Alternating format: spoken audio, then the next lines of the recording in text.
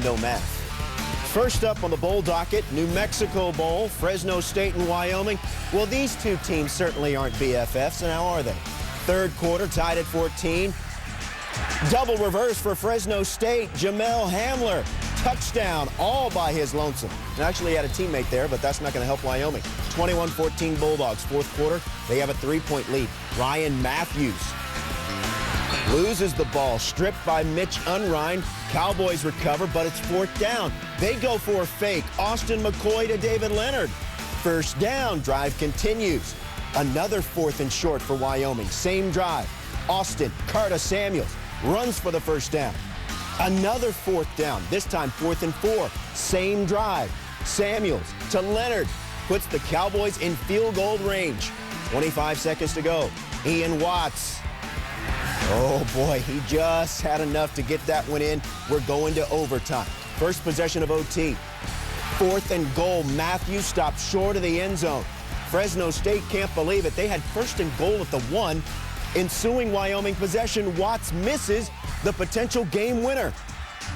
But in the second OT, Wyoming. Yeah, you got to hold up. You can't rush the field. Game's still going on. 3rd and goal, Carter Samuel to Leonard. Got it. Ball game.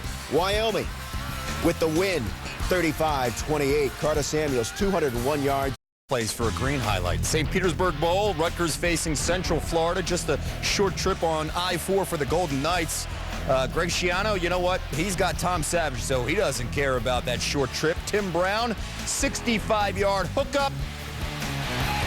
Brown, 4 catches, 100 yards, and that touchdown. Rutgers up 14-7. Second quarter, Brett Hodges play fake, tossing it up, and Kamar Aiken making the grab. Aiken had 4 catches, 2 of them for scores. UCF within 4, but minutes later, Hodges picked off by Billy Anderson, sees the real estate, and he'll go in for a quick 6. Rutgers up by 11. Third quarter now, Savage to Mohamed Sanu. Wide open is Sanu. Savage, 294 career yards. That's a career high. Make that first down for the Scarlet Knights. Then Savage to Sanu again.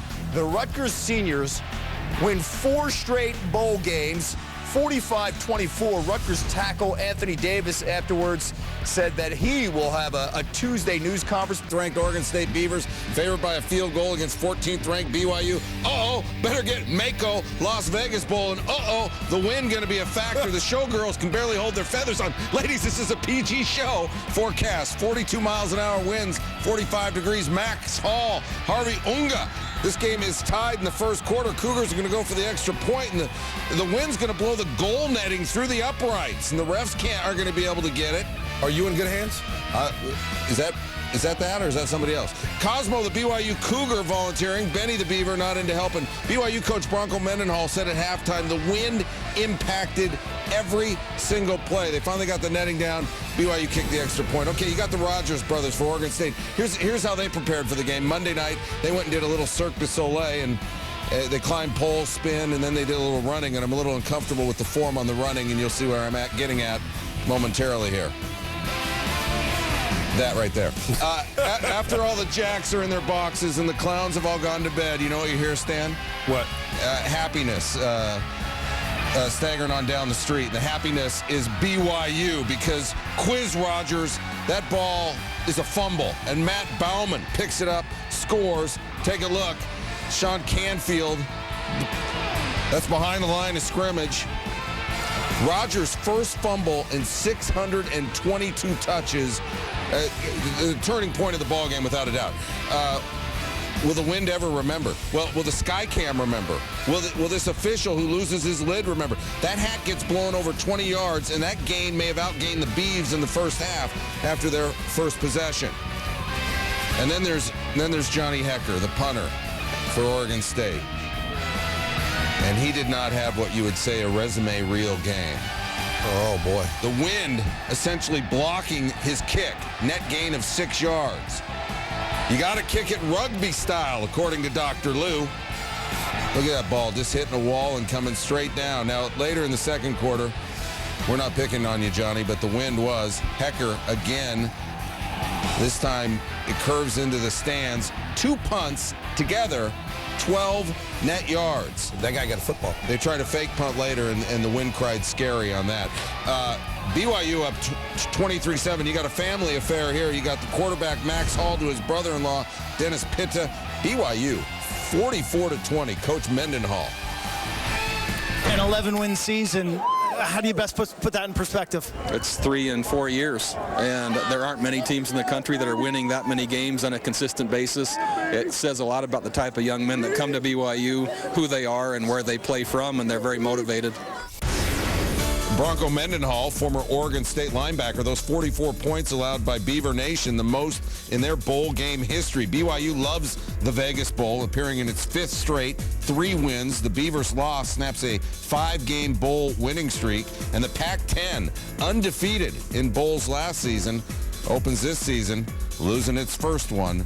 As they took on California in this one. Kyle Whittingham, number 23, Utah. Javid Best not playing in this game. He had missed the previous 3 games with a concussion, so here's his replacement, Shane Vereen. Not Ben Vereen, but he's dancing his way in. 122 yards on 20 carries for him. Utah freshman quarterback Jordan Wynn returning to his hometown of San Diego. We flash back to the CIF final, 2008, Oceanside versus Helix. You know who went to Helix, don't you? Who? Reggie Bush. But Wynn went to Oceanside. Oceanside 2-0 at Qualcomm Stadium with Wynn at quarterback. So let's see how he did against Cal. That didn't start so well. Wynn's like throwing that one right to Eddie Young, who says this is not high school. 31 yards for the touchdown. And Cal in command. Take another look at it. Freshman mistake. Locks on to his receiver. 14-0 Cal. 2 touchdowns in 11 seconds for the Bears. But Wynn says coaches told them to calm down. Plenty of time left in the game. Utah didn't waste a whole lot of time. Ensuing drive, first to go from the 6. Wynn finds Kendrick Moyahi in the back corner of the end zone. That play was reviewed. They confirmed it was a touchdown, so it's 14-7. Second quarter, it's 14-10. Wynn finds Moyahi again. 17-14 Utah. Moyahi second of the year. 17 unanswered points for the Utes. But wait, they come right back. First and 10 from the 21. Wynn to Jeremy Brooks for the touchdown. Win 26 of 36, 338 yards and 3 touchdowns. Cal only rushed 3, so it's hard to figure out how Brooks got so wide open if they dropped 8 into coverage, but they had none on Brooks. 24-14 Utes, 24 unanswered points for Wynn and company. Fourth quarter, 27-21 Utah. Wynn to Brooks, who tosses it to David Reed, who would take it down to the 8-yard line. You know, coaches love to draw up those trick plays for bowl games. They don't always work, but this one did. Set up a Joe Phillips field goal. Utah up 30-21. Later fourth quarter, same score, 3rd and 14 from the 12. Kevin Riley. Stevenson Sylvester says, I'll take that. And you take this. Utah goes up 37-21. They win it 37-27. Cal's streak of 4 straight bowl wins is over. And here's the home bowl. In a Hawaii Bowl. We had 70 in L.A. Did we? It felt like a chilly 70. There he is, June Jones, SMU. First bowl appearance in 25 years. They're 1-11 in his first season. He said he'd turn around. He did. Did the same thing at Hawaii. 9 seasons there. Came after the team that had a winless season in 98, made a bowl game in 99, went 51-19 at Aloha Stadium, not counting the bowl games, went to the Sugar Bowl, got run by Georgia, but that's another story. He's got a true freshman at quarterback. Kid's name's Kyle Padron, and Kyle Padron has got the run and shoot down. Of course, June learned the run and shoot from Mouse Davis when he played at Portland State long ago. First time they had the ball, Padron to Cole Beasley, 71 yards. And that's a 1st and goal for the Mustangs. Now check out Aldrick Robinson. Look at, oh my man! Well, his man ends up making the tackle. Next play, Padron to Sean Bray McNeil, right side, and 3 plays into it. SMU's up 7-0. Now, Nevada went for it on 4th down on its possession. SMU stopped him. The first play after that, Padron, who's channeling his inner Colt Brennan, goes to Emmanuel Sanders, 58 yards, and that sets up a 1st and goal at the 3. He had a face mask penalty. They're now on the 1, and there goes McNeil again. He's got reservations for 6, and we're less than 7 minutes in, and it's 14-0. Let's go second quarter. It's 17-0. Padron Going to avoid the rush right there. And he goes shovel pass. That's a staple of that June Jones offense. 15-yard gain by McNeil. And 2 plays later, Padron. Sanders on the flat route. This offense, you throw it to where the receiver's supposed to be before he's there. Then he catches it. Nevada's defense, second worst pass defense in the nation.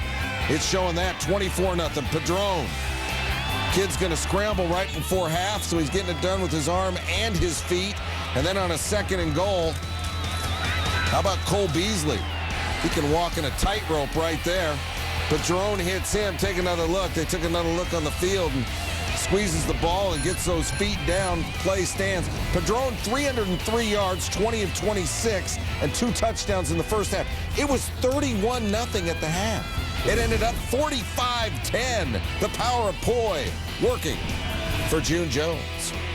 Well, SMU, June Jones, has got them heading in the right direction. They went 1-11, as I mentioned. Now they finished this season 8-5. They are the most improved team in the FBS, or the artist formerly known as Division I. Did the same thing in '99 with Hawaii. They went 9-4, won the Oahu Bowl after going 0 in 1998.